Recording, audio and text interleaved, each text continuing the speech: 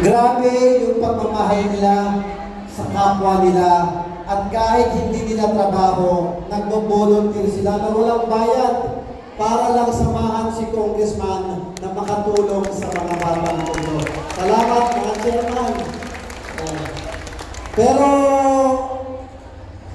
sa mga darating na araw, sa mga chairman na tumitindig sa tabi ni Congressman, tandaan po ninyo, makakaasa rin kayo na sa lahat ng laban ninyo sa buhay, titindigan din kayo ni Congressman Ernest.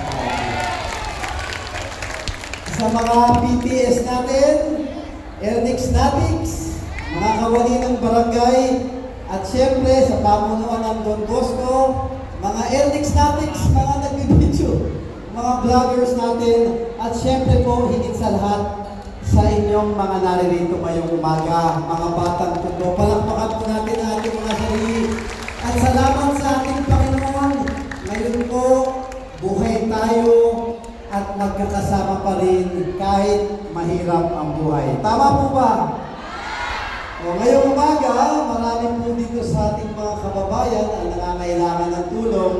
Basta gusto ko pong iparamdam sa inyo at gusto kong malaman ninyong lahat na kahit anong problema nyo sa buhay, sa maliit ko pong kaparaanan, hindi po ako magsasawa na tumulong sa bawat isa po sa inyo. Gusto ko lang banggitin ng mabilis bago tayo mag-ayuda dahil ayoko pong ubusin ang oras ninyo. Alam ko marami kayong gawaing bahay, gawain sa pamilya.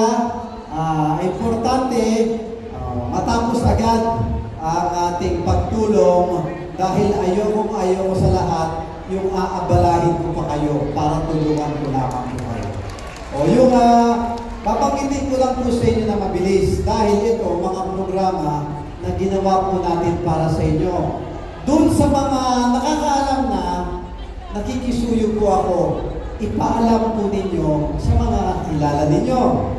Doon naman sa hindi nakakaalam, pakinggan po ninyo maigi dahil baka lang naman makatulong po sa inyo, sa mga asawa ninyo, sa mga kapamilya ninyo, kapitbahay ninyo, at kahit kaaway nyo pa, tulungan pa rin natin sila.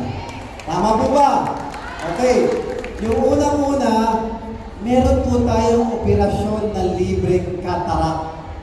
Marami sa mga taga-tondo na kababayan natin, yung bang hindi nila alam ang gagawin, unti-unting lumalabo po yung paningin nila. Nagkakaroon ng ulap dahil gawa ng kahirapan at hindi alam kung kanino tatakbo at ang dami pong senior citizens. Kahit hindi senior, yung mag-isa sa buhay, wala pong matakbuhan. Huwag po kayo mag-alala. Basta problema sa mata ninyo, lumalabo ang paningin ninyo mula sa check-up, mula sa pangmerienda, pamasahe, ihahatid hanggang maoperahan kayo, hanggang ibalik namin kayo dito sa mundo. Ni 5 wala kayong babayaran at si Congressman po ang sasagot lahat ng free cataract operation. Pwede? Okay. Tandaan ninyo yan at ipaalam po ninyo.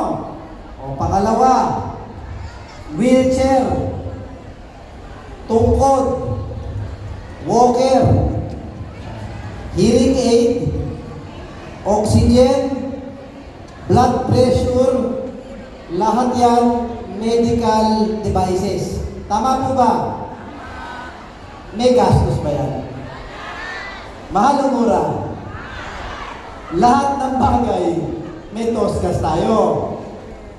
Hanggang may programa si Congressman na libreng medical assistive devices, gamitin po ninyo.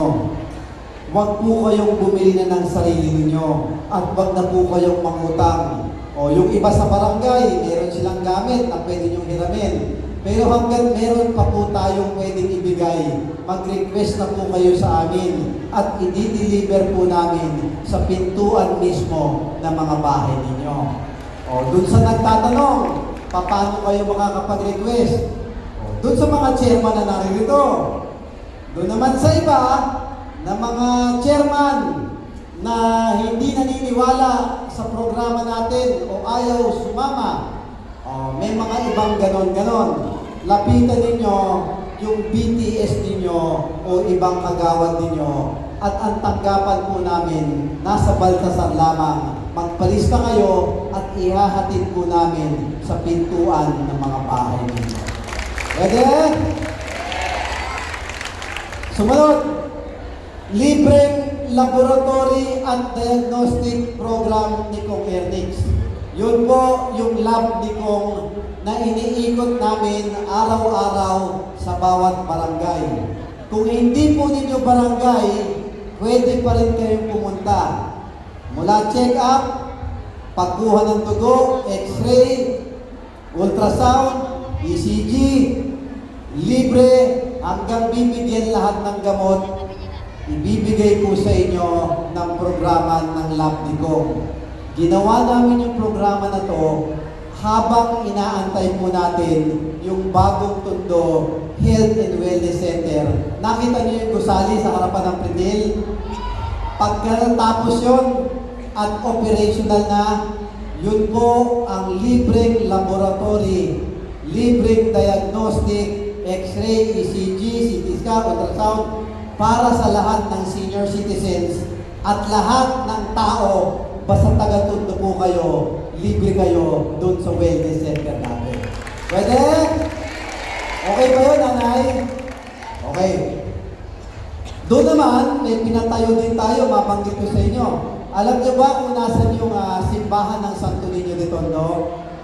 Yung dating complex natin, tulad ng pinangako ko nung kampanya, giniba po natin yung luma. Pinatayuan natin ng bagong complex. Meron po doon bagong swimming pool, bagong indoor basketball court, meron din tayong gym, game room, playroom, senior citizen center, youth center, at sa pinakatuktok, meron tayong multipurpose hall. Yung bang birthday, binyagan, kasalan, magagamit po ninyong lahat, libre, fully air condition, at sana imbitahin niyo ako. May regalo pa po kayong lahat sa akin. Pwede? O, tsaka yung Plaza Hernandez, nakita nyo na yung bagong gawa. O, bagong pasyalan nyo rin yun.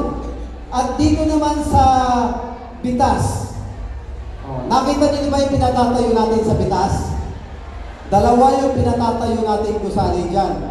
Yung isa, yung bagong Tondo Youth Center, bahay ng kabataan.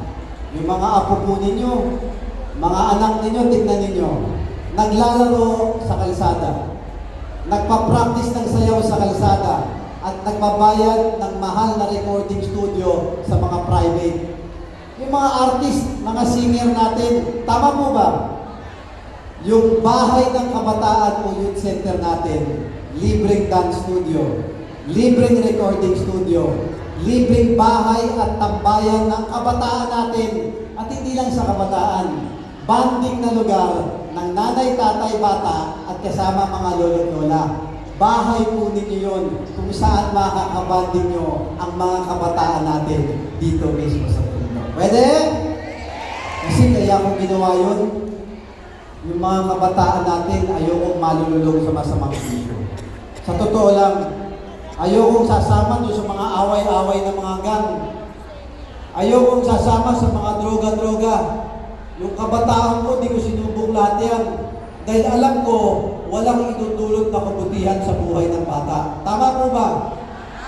At yung mga kumakalat-kalat sa lansangan natin, yung mga illegal na pasugalan, yung mga sugal-sugal, hayaan na natin sa mayayaman yung sugal. Total, yung mayaman, may kasino dun eh. May nabalitaan nga ako sa sugal na yan. May naging milyonaryo. Totoo! Opo! Dahil sa sugal, naging milyonaryo. Dating bilyonaryo. Hindi kasi yung sugal, wala pong itutulong na kabutihan sa kabataan natin yan. Kaya ilayo natin sila doon. Kaya tangkalitin nyo yung sports complex natin at youth center. Pwede? At katabi nung youth center natin, alam niyo ba yung aquatic? Yung aquatic natin, katabi nun, karangalan ko pong banggitin sa inyo at iulat sa inyong lahat. Dito kasi sa Tondo, Marami na tayong libreng elementaryong paaralan. Pag-graduate ng elementary ng bata, meron na rin tayong libreng high school. Tama po ba? O, nandyan yung Nolasco, Paes, Tondo High School. Pero pag graduate ang bata ng high school, meron ba tayong libreng kolehiyo dito sa loob ng Tondo? Wala pa. May libre, pupunta ka pa doon sa City Hall, yung UDM. Tama po ba? Sa Intramuros, kailangan matalino ka.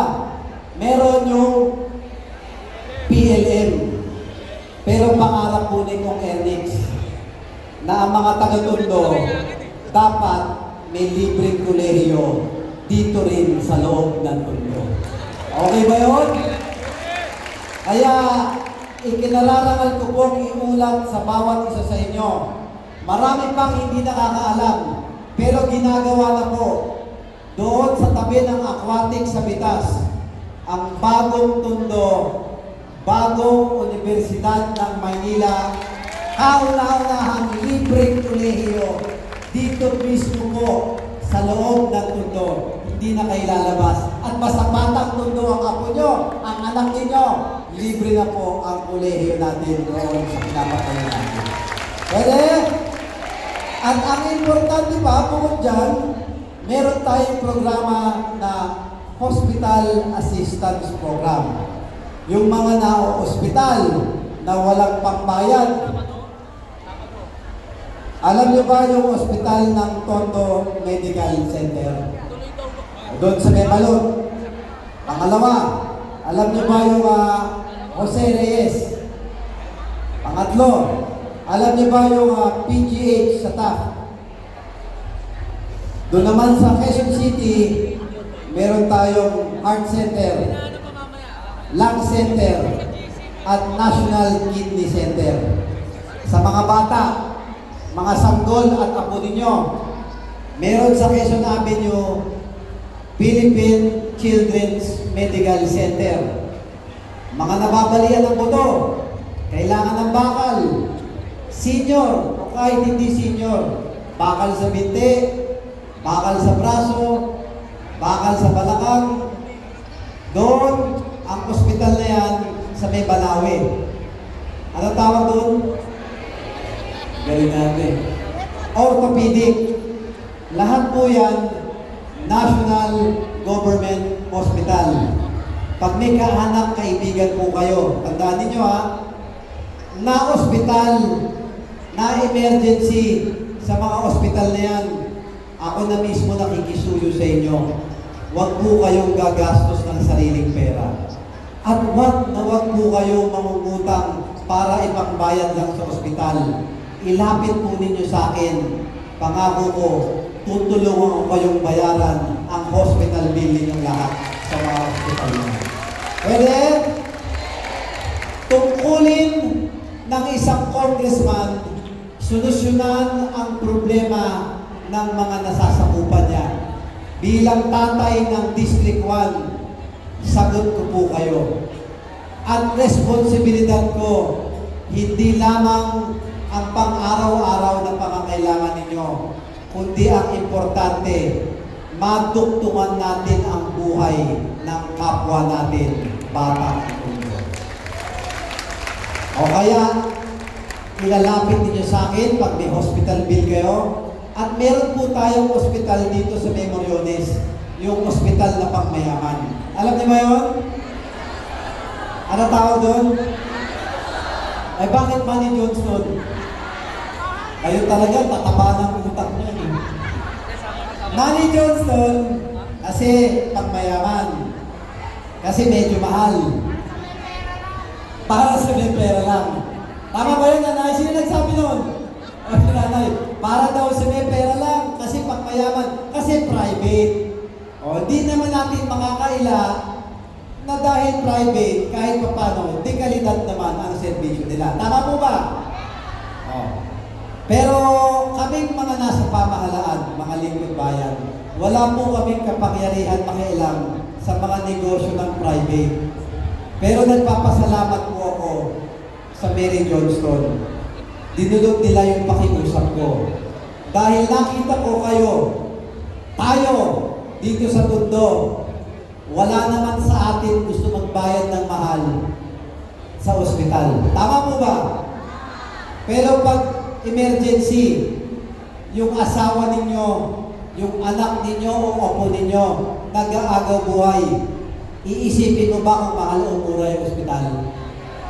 Hindi na. Ang importante, mailigtas natin yung buhay ng pasyente, saka na natin problemahin yung babayaran sa ospital. Tama po ba? O, salamat Mary Johnson. Salamat sa pamahalaan din natin. Yung dating pangmayaman, yung dating private, o yung sabi nga ni nanay kanina, kaya daw Manny Johnson kasi pangmayaman lang. Hanggang kaya ko lang naman, ilapit ninyo sa akin kahit Mary Johnson pa yan. Tutulungan kong bayaran ang mga hospital bill ninyo doon sa Mary Johnson. Pwede? Mga minamahal kong batang mundo, yan ilan lamang sa programa na ginagawa natin na araw-araw para sa lahat ng batang mundo. Kasama yung butika ni Kong Ernix na libreng maintenance sa lahat ng senior citizens dito sa mundo. Karangalan ko pong tumulong sa inyo lahat. Lahat itong programa para sa inyo, tangkilikin po ninyo at huwag po kayong mahihiyang gamitin. Dahil promise, para po sa inyo to. At tandaan ninyo, galing sa pamahalaan nyo to at pera din po ninyo ang ginagamit ng pamahalaan para maibigay ang lahat ng programa na ito para sa inyo. Pwede? Oh. Kaya, bago tayo magtapos, pwede ba ako maglambing sa inyo? Sige nga, kung pwede ako maglambing sa inyo, taas nyo mga kamay ninyo. Ayan ha. Promise, pwede? Oh. Unang lambing. Unang lambing, sa Moriones, dito sa Don Bosco, sa Balot, sa Delpan, doon sa bahay namin, sa Pamposay, Velasquez, sa Dagupan, Quezon City, Makati, kahit sa Amerika pa. Pag nagkikita tayo, pwede ba babatiin niyo si Congressman Ernix? Pwede? Kasi gusto ko, tayong mga tunay na batang mundo, iisang pamilya lang tayo. Di ba dapat ang pamilya dapat nagmamahalan? Dapat pag nangangailangan yung kapwa, dapat tutulungan natin? O kaya pwede ba babatiin nyo si Congressman? Ito po ang simbolo ni Congressman, ang kamao na nasa dibdib. Ang ibig sabihin nito na tayong mga tunay na batang mundo, dapat tutulungan natin at mamahalin natin ang kapwa natin, batang mundo. Pwede? At tandaan nyo, nanay, pag nagkataon, nakita nyo ako sa Jollibee, babatiin nyo ba ako? Gaganon lang kayo. O, nakapila si Congressman sa Jollibee. Gaganon lang kayo. Sasagutin ko na chika nyo sa Jollibee. Pwede? Kahit McDonald's, kahit Chinese pa. Promise. Hanggang may laman yung bulsa ni Congressman, ha? Hindi kasi, sa totoo lang, hindi ba ugaling Pilipino yun? Eh kayo nga, pag pesta, kulang na lang eh. Pangutang nyo kapitbahay nyo, mapakain nyo lang eh. Tama po ba?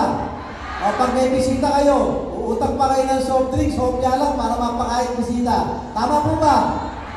Yun, ugaling batang mundo at ugaling Pilipino. Dapat huwag nating tatanggalin at lagi nating lilingunin at kahit sa maliit nating kaparaanan, lilingunin at mapakain man lang natin yung minamahal nating kapwa batang mundo. Pwede? O, pangalawang lambing. Pangalawang lambing. Yung iba, alam na to eh. Taas ang kamay. Mga marites. Sino? Si nanay, oo talaga, di ba ba? Kung marites kayo, umamin na kayo. O, kung marites kayo, nanay, nakatayo pa, tingnan nyo. O, kung marites kayo, tanong, may mga cellphone po ba kayo? Taas ang kamay, may cellphone.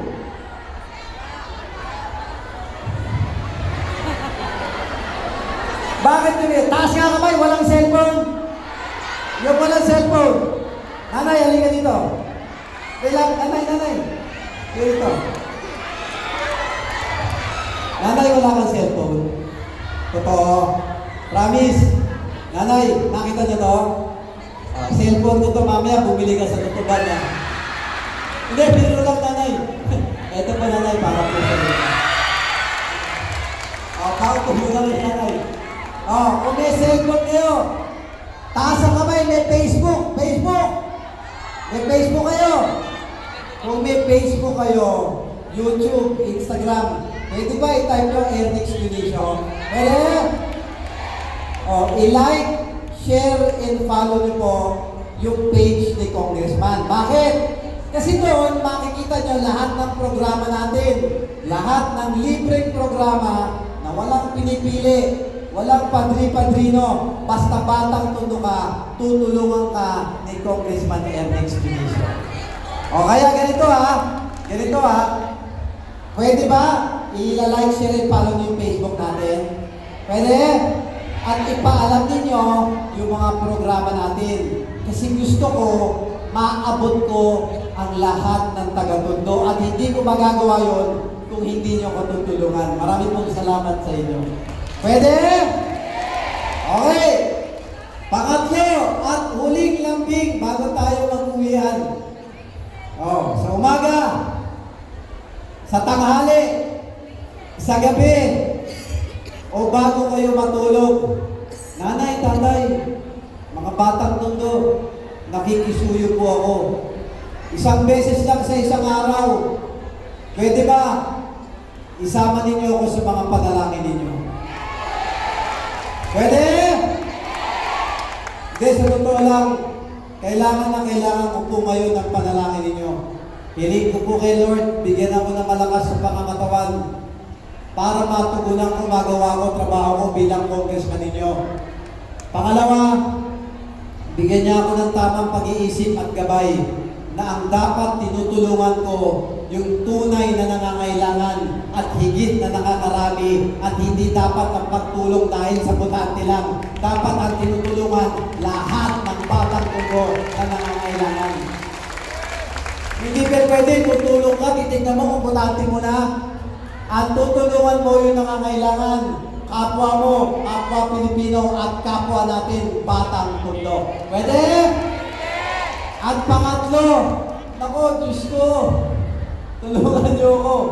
Bigyan po ninyo ako, Lord, ng proteksyon laban sa mga tao na nag-iisip ng masama kay Congressman. Kailangan ko po yung tulong ninyo. Simula nung nanalo ko ng congressman na pinagpapasalamat ko na buong kababaang loob sa bawat isa sa inyo, hindi po ako tumigil ng pagtulong, paggawa ng serbisyo at pagkayod ng mga programa mula sa Malacanang at sa national government. Hindi ba yun ang trabaho ng congressman? Una, gumawa ng mga batas para sa lahat ng Pilipino. Pangalawa, maghanap ng pondo, programa at serbisyo na ibababa ko dito sa Tondo para sa lahat ng mga batang Tondo. Tama po ba? Lahat yun ginawa ko at sobra-sobra pa. Pati nga doon sa mga hearing, napapanood niyo ba ako? Yung Quadcom, investigasyon, nilalabanan ko ang illegal na droga, nilalabanan natin yung Pogo, dahil lahat yan nakasasama sa lipunan natin. Illegal gambling, kidnapping, drugs, pati torture. Hindi lang mga Chinese o mga Egypt, kapwa Pilipino. Nakita ko po, ginugulpi at tinotorture ng mga Pogo. Kaya nagpapasalamat ako kay Pangulong Bongbong, tinigil niya yung Pogo na yan. Sa totoo lang, walang idudulot na kabutihan sa atin ang illegal na sugal at illegal na droga. Sasamahan niyo ba akong labanan yan? Promise? Kaya ako humihingi ng proteksyon sa inyo dahil sa lahat ng nilabanan ni Congressman. Lahat ng nilabanan ko mga illegalista. Lahat. Kaya lahat sila walang ginawa kung hindi pagbantaan ako at siraan si Congressman Ernix. Pwede ba pag nakakakita kayo ng paninira sa akin, pwede ba pasisinungalingan nyo na? Pwede? Hindi, sa totoo lang, bukod sa mga nakalabang mo sa Pogo at mga illegal na sugal at droga, bukod dyan, panahon na naman ng kampanya, panahon na naman ng politika. Tama siya, nandiyan din na naman yung siraan. Tama po ba? Oo, araw-araw. Araw-araw, may dalawang tao. Maga, tanghali, gabi, umiikot sa mundo. Sa mga lansangan ninyo, si nanay, kilala na daw. Mukhang marites si nanay, Hindi, sa totoo lang. Araw-araw, walang ginawa kundi umikot. Sinisiraan si congressman. Tama po ba? Narinig nyo na sinisiraan ako? Narinig ko rin Hindi ko maintindihan sa mga tao to. Mula buksan ang bunganga nila, puro kasiraan ang binibigay kay Congressman Ernix. Real talk tayo sandali. Maiksi lang to. Kailangan malaman ninyo galing mismo kay Congressman. Yung isa na umiikot-ikot, na naggagaling-galingan, nung panahon niya, binigyan siya ng pagkakataon natin, tayong mga batang tondo, bakit hindi niya pa ginalingan? Nung panahon ng pandemya, ni Anino, hindi ko nakita. Tama po ba? Tapos ngayon, siya daw magaling, ako daw walang kwenta. Wow!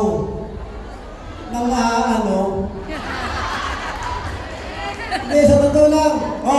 Tinitira pa yung mga pinatatayo natin. Yung wellness center, sabi, siya daw ang tatapos. Naggagaling-galingan. Inisip ko nga, wala siyang binigay doon. Ngayon na napuntuhan na ni Congressman, at tandaan nyo, pera nyo rin ang pinampatayo yun. Ako, tulay lamang. Sabi, giniba ko raw yung dati. Ba't hindi ko gigibain? Tama, bulong na yung dati. Pangalawa, nung iniwan nila at nanalo na si Kong Ernix, sinalaula nila yung gusali. Tinignan ko, binasag yung tile, ninakaw yung mga bakal, sira-sira. Bakit? Dahil kalaban nila ako sa politika para hindi ko pakinabangan. Ano ginawa ko? Tinibag ko yung luma.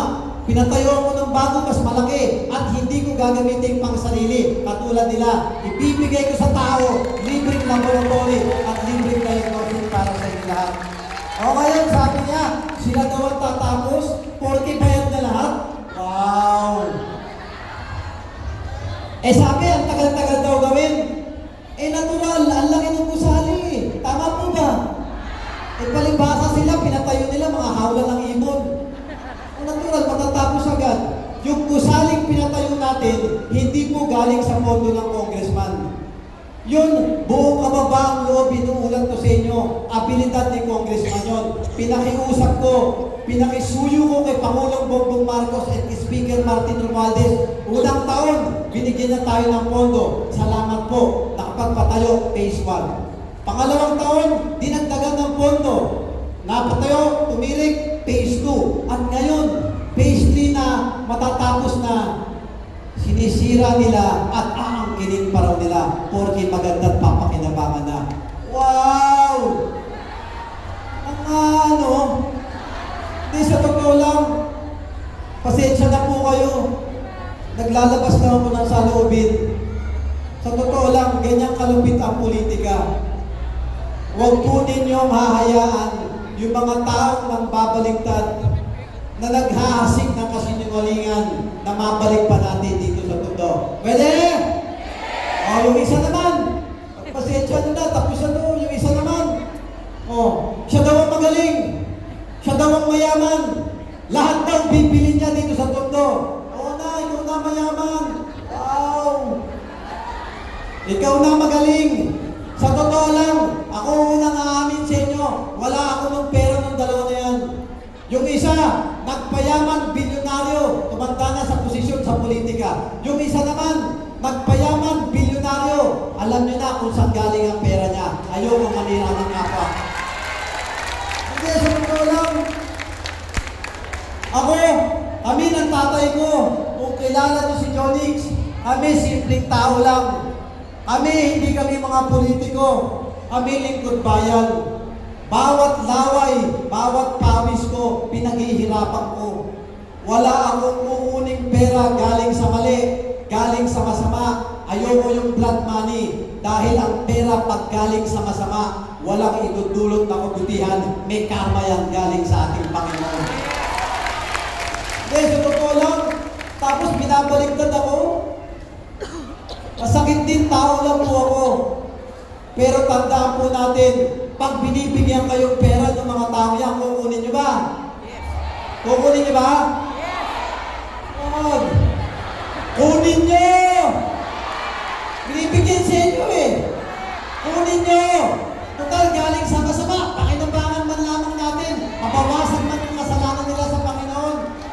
Pero yung hahayaan ninyo, hahayaan natin na lumaganap yung mga mali, yung mga masasama at sumisira ng buhay ng kabataan natin dito sa mundo. Ako ang unang makakalaban nila. Hindi ako papayag na lumawak ang mga illegal nila.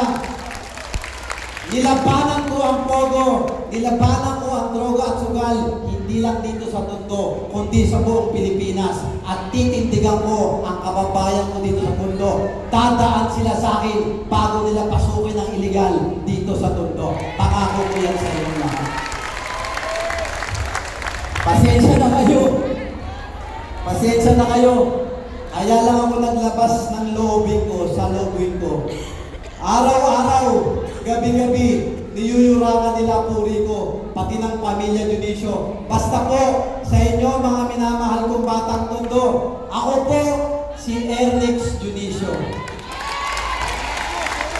Ang anak ni Jonix at buong kababaang loob po ako, maglilingkod sa bawat isa sa inyo ng higit-higit na, ng sapat, ng tapat at sobra-sobra pa at ng laging may takot sa Diyos at laging-lagi po ako maglilingkod hanggat kaya ko, hanggat nabubuhay ako, sasamahan ko po kayo mga batang puto. Kaya muli, ako po si Ernix, ang tunay na congressman ng mundo. Mahal na mahal ko po kayong lahat. Pagpalain kayo ng ating Panginoon at Manila. God first. Maraming pong salamat sa inyo. Maraming salamat, Congressman Ernix Dionisio!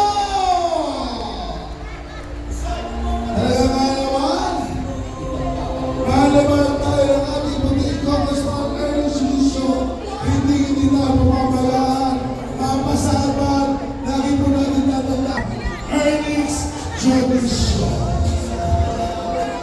At this moment, kasama din natin ang ating mga minamahal na ulong barangay sa iba't ibang barangay. Maraming salamat po, Chairman Maria Mario, Chairman Lupi, Chairman Jocelyn Lizonda, Chairman Dita Madala, Chairman De La Cruz, Chairman Eva Ocampo, Chairman Eva Antonio Ocampo, Chairman Elita Rosas, Chairman Tay, Chairman Felix, Chief Chairman Nani Calixto, Chairman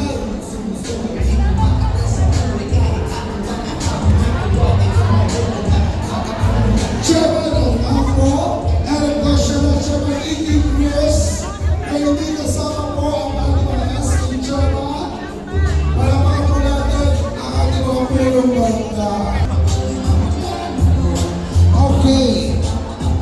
So ayan, maraming salamat Batang Mundo.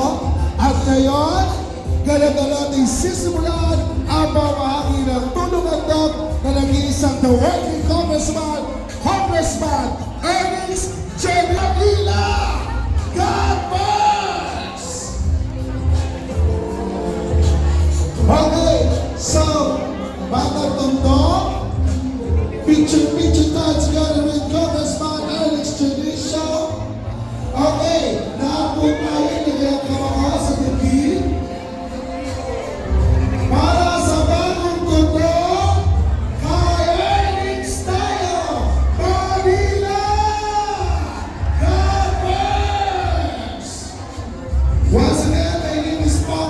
Ragong Tuto, Ragong Pumesos.